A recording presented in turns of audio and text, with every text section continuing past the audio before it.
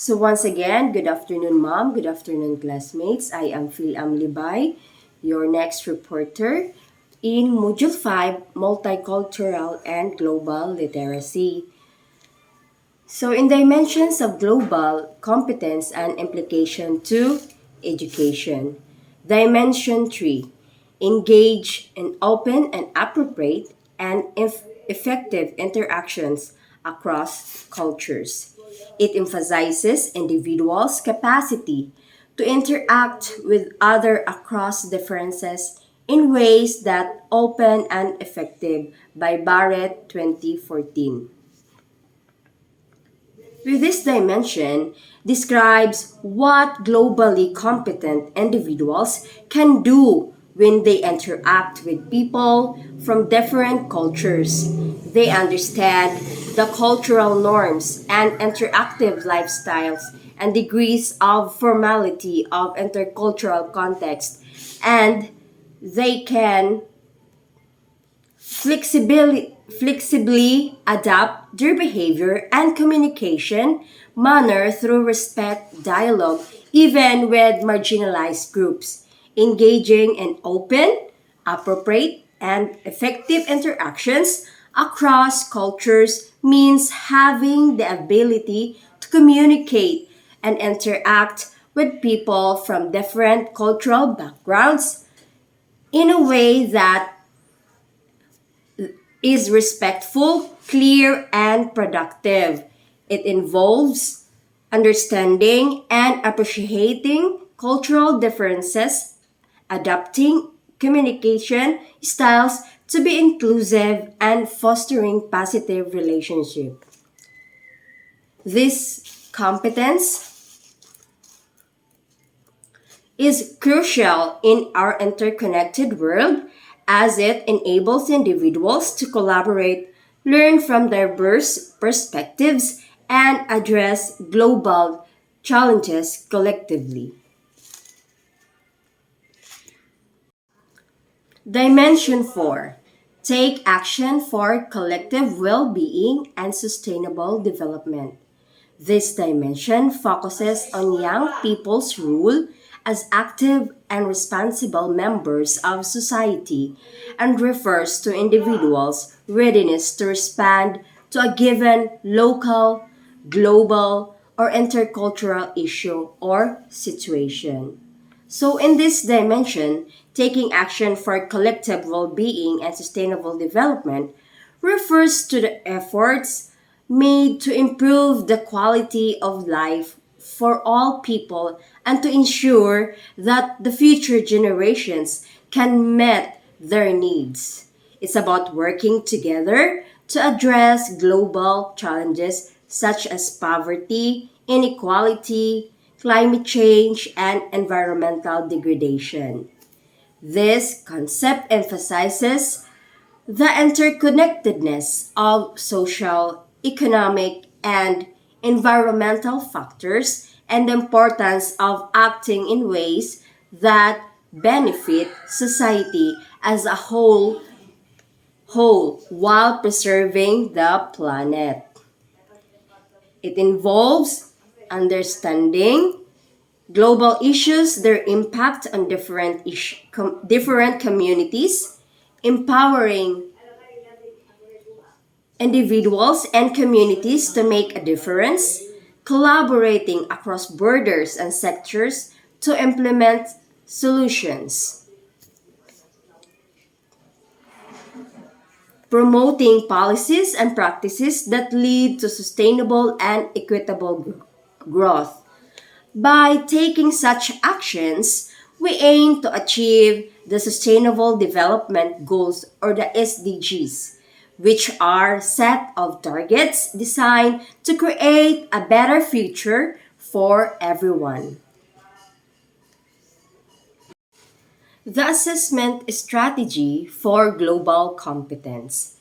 The PISA 2018 assessment of global competence contributes development while considering challenges and limitations. It has two components. One, A cognitive test exclusively focus on the construct of global understanding. And two, a set of questionnaire items collecting self reported information on students' awareness on global issues and cultures, skills, both cognitive and social, and attitudes, as well as information from schools and teachers on activities that promotes global competence, OECD 2018.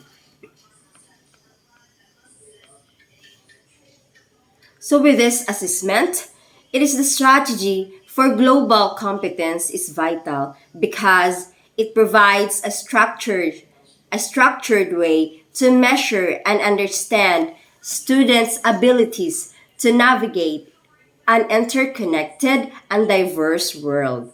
It helps educators and policymakers determine whether students are equipped with the necessary skills to examine local, global, and intercultural issues critically, understand, and appreciate different perspectives and worldviews, engage successfully and respectfully with people from various cultures, and act responsibly towards sustainability and collective well being. By assessing global competence, a school can identify areas where students excel and where they need further development. This enables targeted educational strategies to prepare students for the challenges of the 21st century. Additionally, such assessment can inform curriculum development, ensuring that education systems are aligned with the goal of fostering globally competent individuals who can contribute positively to the world. So next is curriculum for global competence, knowledge, skills, attitudes, and values. School can provide opportunities for students to explore complex global issues that they enter through media and their own experiences. So the curriculum should focus on four domains. Number one, culture and intercultural relations. So in culture refers to the shared values, beliefs, behaviors, and artifacts that a group of people pass down from one generation to another. It encompasses language, religion, cuisine, school, social habits, music, and arts. While intercultural relations, on the other hand, involve interactions between people from different cultures. This field of study examines how individuals and groups communicate, understand, and influence one another across cultural boundaries. It's about recognizing and respecting cultural diversity, and it often includes learning how to navigate cultural differences in a way that is positive and effective. Understanding and understanding culture and intercultural cultural relations is essential for fostering mutual respect and collaboration in our increasingly globalized world. It helps in addressing and solving issues that arise from cultural misunderstandings and promotes a more harmonious coexistence. Next is socioeconomic development and interdependence. Socioeconomic development in the curriculum for global competence refers to teaching students about how societies develop economically and socially. It includes understanding the factors that contribute to the well being of communities, such as education, health, economic growth, and equality. Interdependence highlights how countries and communities are connected and how the actions of one can affect others globally. Incorporating these concepts into the curriculum aims to prepare students to understand the complexities of global economic and social systems, recognize the interconnectedness of local and global communities, analyze how socio-economic factors impact global issues like poverty and sustainability, develop skills to collaborate and take action for positive change in an interdependent world. Educators can integrate these themes across subjects, fostering a holistic understanding of how students can contribute to a sustainable and equitable world.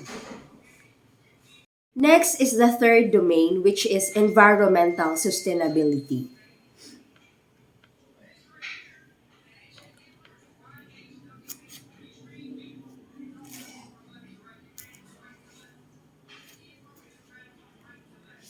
Environmental sustainability in the curriculum for global competence involves educating students about the importance of maintaining the health of our planet.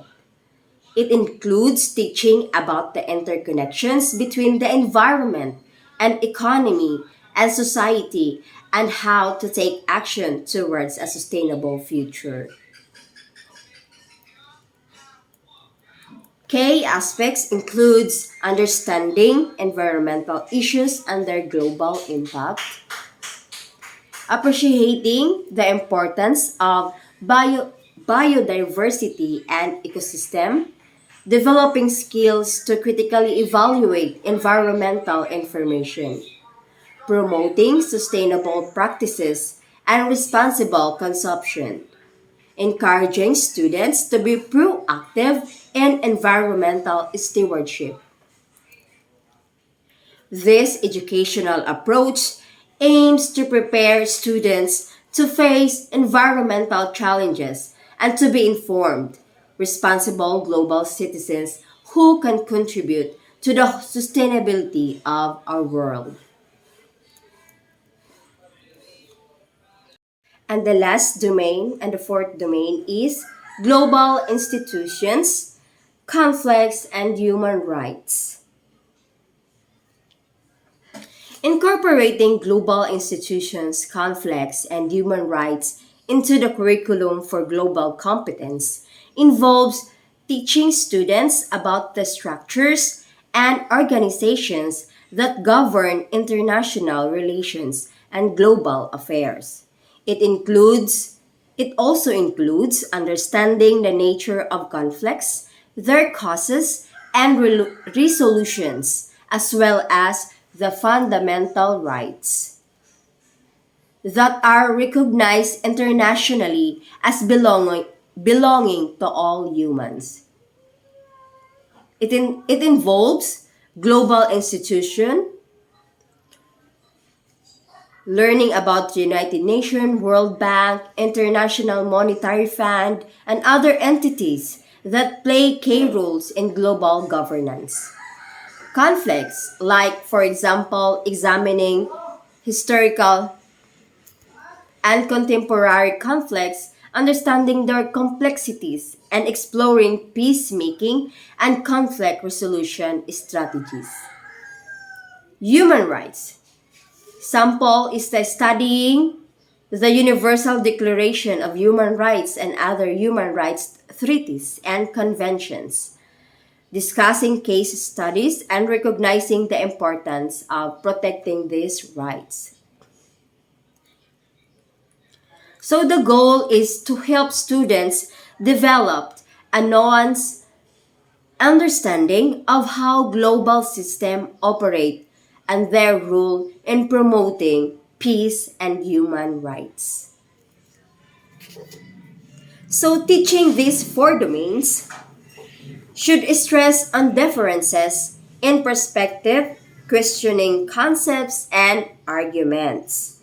Students can acquire knowledge in this domain by reflecting on their own cultural identity and that of their peers by analyzing common stereotypes toward people in their community or analyzing related cases of cultural conflict.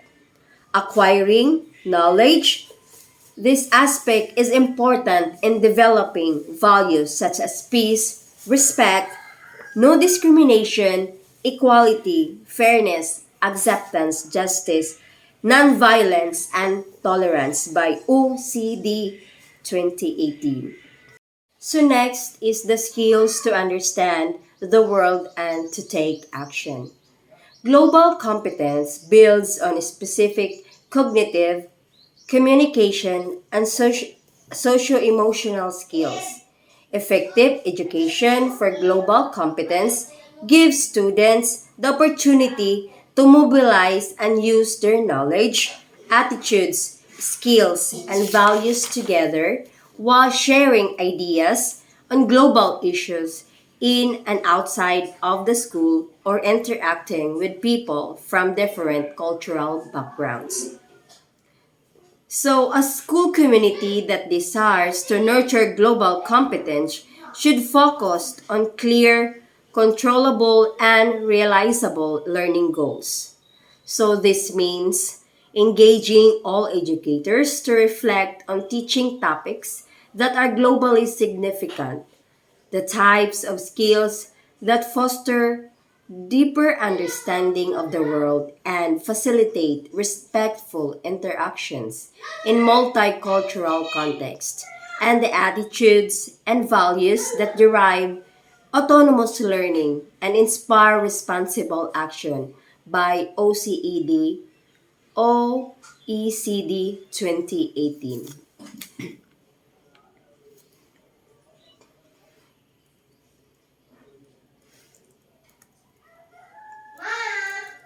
Mm,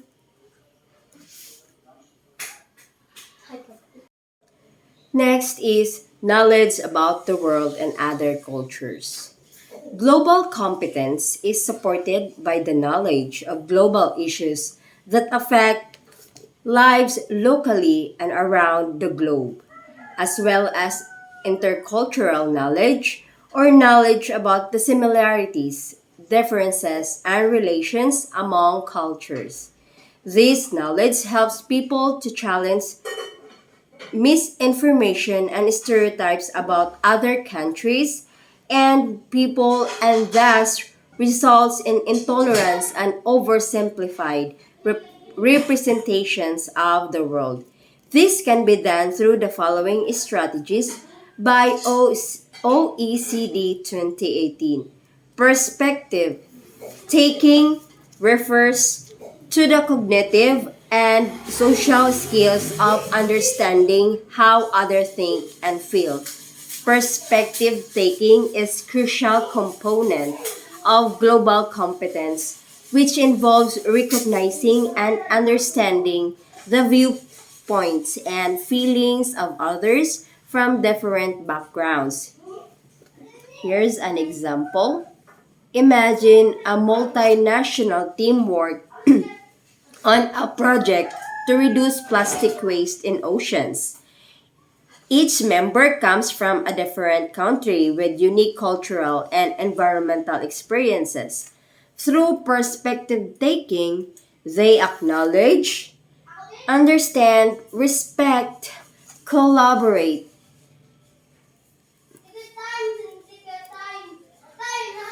acknowledge the varying degrees of plastic pollution impact on their respective countries, understanding the different cultural attitudes towards recycling and waste management, respect the diverse approaches and solutions proposed by each team member, and collaborate effectively by integrating these varied perspectives into a comprehensive global strategy.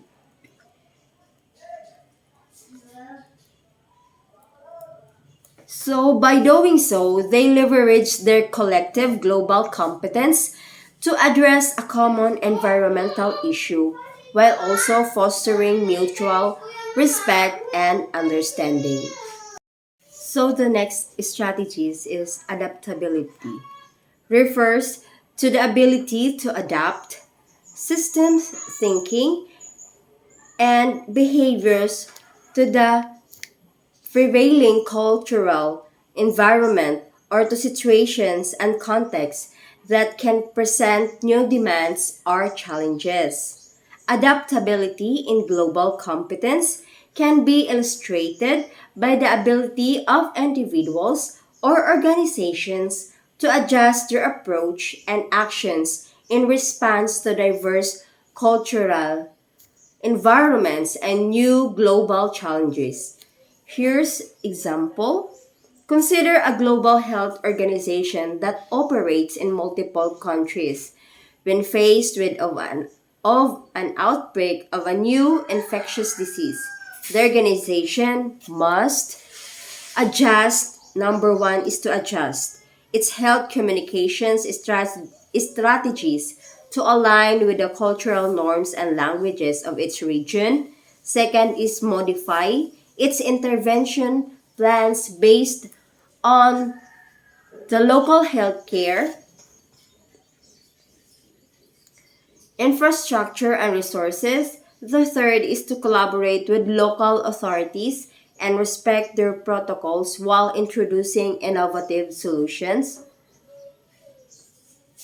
And last is to respond to the evolving situation with agility, ensuring that the health services provided are effective and culturally sensitive.